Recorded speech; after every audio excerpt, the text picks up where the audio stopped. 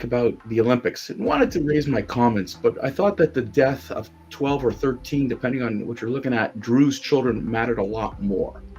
But a week later, the Olympics seems to show its real true colors. Forget the fact that the Seine is a polluted cesspool and you know, you can't swim in it, although they promised all this beauty. And also the fact that, listen, that was quite a cool opening ceremonies, except for one, once again, incident within the opening ceremonies that caught so many people's attention and rattled a lot of people's cages. Welcome back to the Rant Network. I'm David Solomon, even though it says Stuart Brisgell at the bottom of my name. He is the real Stuart Brisgell. Please stand up. And this is the Rant Network. And if this is your first time, welcome back, where we talk about unedited, unfiltered, and uncensored conversations. Listen, we go through the wide range of topics. We love absurdity because we here like to get our opinions across. Share your opinions. And remember, this is opinions. This is not fact. Although we do our homework, we do our research, and folks, we do our homework. We will bring you facts. Okay, because this is all about thoughts, experiences, and ideas. So news, pop culture, politics, so much more. There are no holds barred when it comes to the Rand Network. We deal with the absurdity of modern life. And yet, once again, absurdity has crept into the Olympics. So sit back, folks, as we dive into week one of the Olympics in Paris. All right. Well, hold on. You don't get to talk until I'm finished my preamble. Okay, stop that. Told you, folks, it's unedited. Look, folks, I got to tell you, every 2 years now, you get to watch either the Summer or the Winter Olympics. And you get to watch the spectacle that is. And you get to see countries fight now to see how much more money they can spend and try to get everybody's attention. And Paris, Stuart, I watched the Olympics opening ceremonies. I thought it was pretty cool, bringing in the boats along the Seine, introducing the different countries in a different way. You know, it poured like crazy. I didn't understand Lady Gaga's presence. I certainly didn't understand spending $2 million on bringing Celine Dion to the opening ceremony, Stuart. But what I didn't get, or I should have gotten, is how much the tilt of the Olympics has gone when they had that one part of the opening ceremonies where they had the Last Supper mocked by drag queens.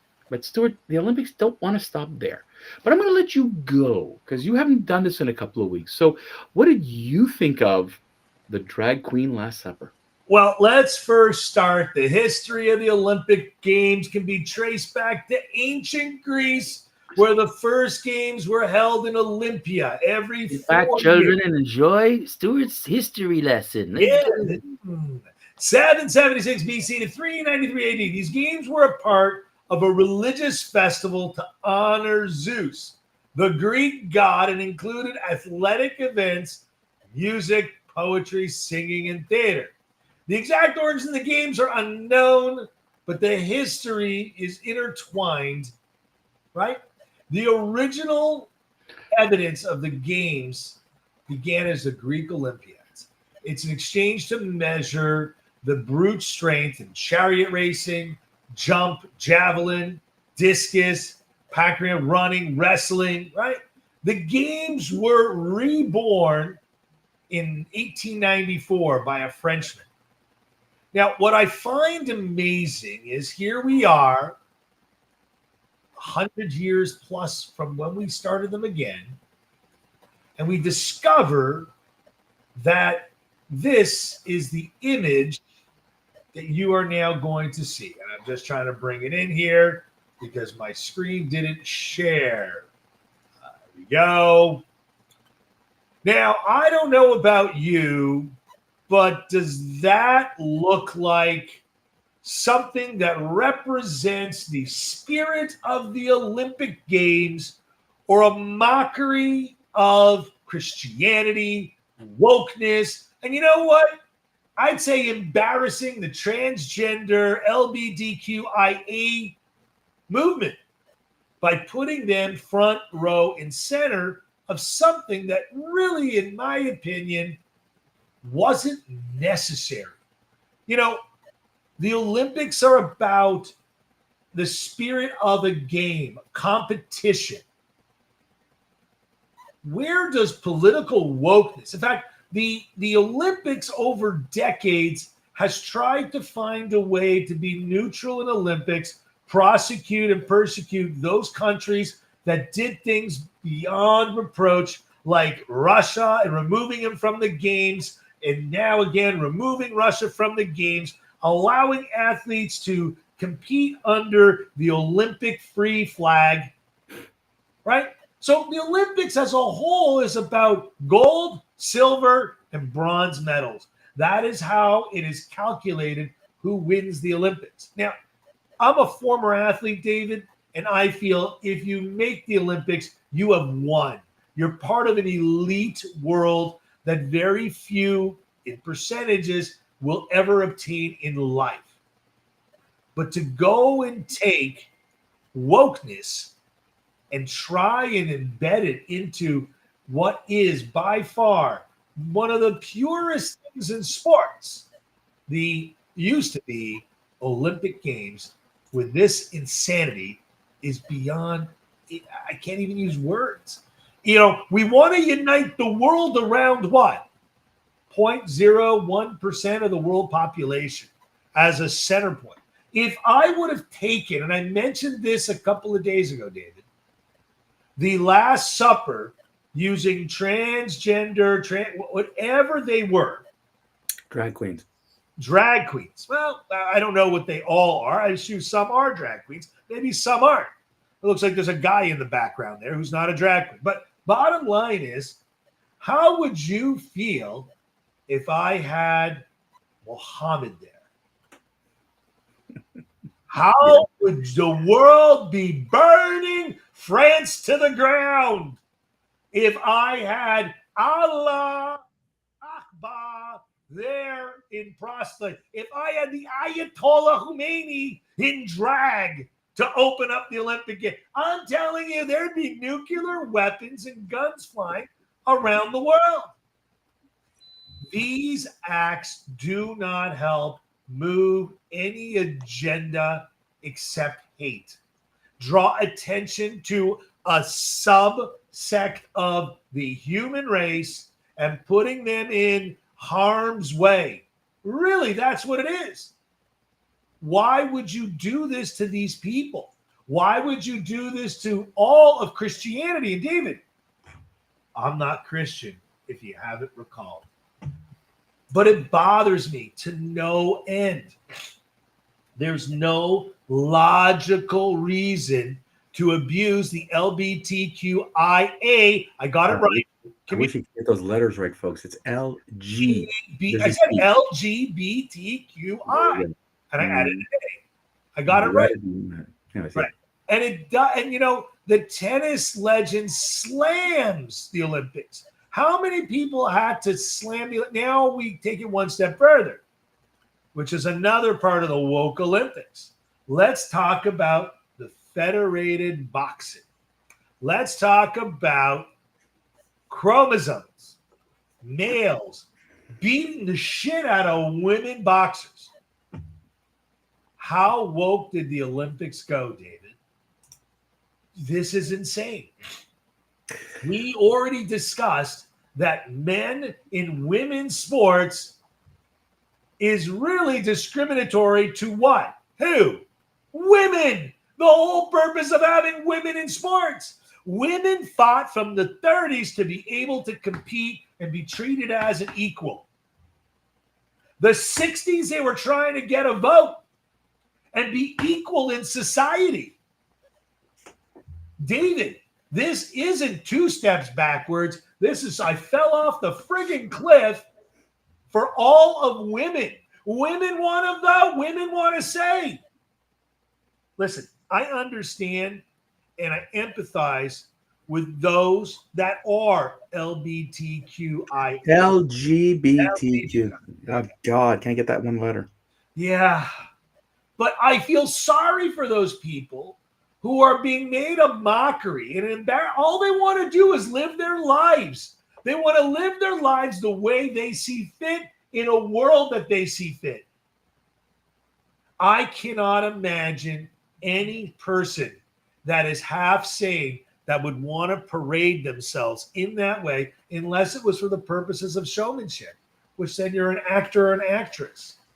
and then you belong on TV, not paraded on a world stage as a clown. It's just, I'm sorry, David. This isn't a cabaret.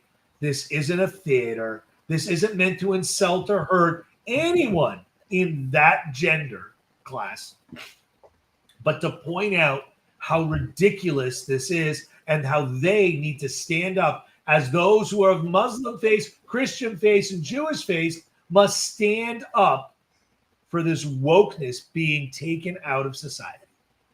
Well, Stuart, I got to tell you, I'm going to take this one step further. Oh wow! No, because I thought that when I saw the opening ceremonies, I wasn't paying 1,000% attention until someone paid it. They started to comment, going, "What is this opening ceremonies?" Where they're mocking, and this is the thing I have a problem with this whole woke movement, and the woke movement is don't offend, don't offend, don't offend. You can't offend. My feelings matter. My feelings matter. But when they mock, and we've seen it, and when they get involved, you're not allowed to say anything. We talked about this, Stuart, close to 7-8 months ago. Drag queens reading stories to kindergarten children about free Palestine. Like you can't say a word against this group. Now, one thing, Stuart, that I understand from members of the lesbian and gay community, and I'm specifically taking those two, is that you just used a series of letters and they're lumping it all together. Correct. And many gay men, lesbians want to separate themselves from this. They don't want to be part of this because it keeps going more and more and out there, and they don't want to be part of this. And this is what I'm being told by members of that community. And here's the Olympics making a joke, a parody of the Last Supper. And your point is exactly right. Had that been Muhammad, had that been a bunch of Hasidim, had that been a bunch of Hindus, Buddhists, there would have been, hey, you crossed the line. But Christianity, the 2 billion plus Christians in this world, have to keep their mouths shut. What you said about the boxing, Stuart, what was irritating for me is that the Olympics has really promoted itself of being, they say we're 50-50. We're 50-50. The first time there's as many women as there are men in the Olympics. And that's great. And that's very cool. And that's progress. But what the undertone is that, anybody who's transgender is now, if they identify as female, they're female. And you saw in the boxing ring a woman who trained her whole life, an Italian woman who trained her whole life to get to here, punched in the face by a man who became a woman. The World Boxing Council doesn't recognize that transgender women. They're saying, no, we are still out. We're still not sure how to classify them because there's still a male component in there. It isn't a fair playing ground. But the Olympics are taking it a whole step further. The Olympics have made, let me put it this way, the Olympics have made wokeism more important than fair play.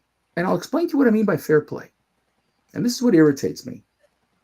So, when you saw all the 200 plus entities who entered on that boat, now you say entities because many of them are countries, but there was a boat of refugees, which I understand, they're political refugees, they were their own thing.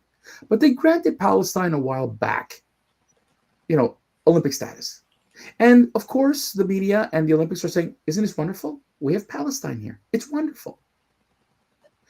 And when you have athletes who refuse to fight Israeli athletes, nothing was said.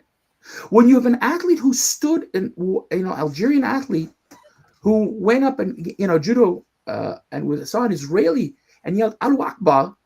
I mean, he got his shoulder broken by the Israeli, which is ironic. But where is the Olympic Committee to come down on this and going, you took an oath. You took an oath as athletes to say you won't bring politics into the ring. You won't bring politics into the arena, but you do.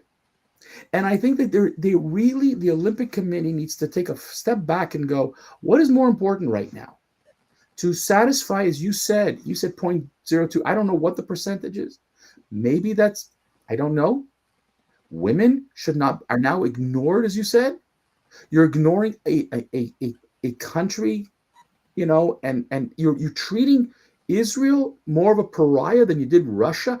Like, I'm trying to understand, the Olympics claims to be neutral, claims to be fair balanced, but proves to me more and more often it is more about politics. It continues to be about politics. It continues to be, and I know you want me to wrap this up, but you went on for 12 minutes.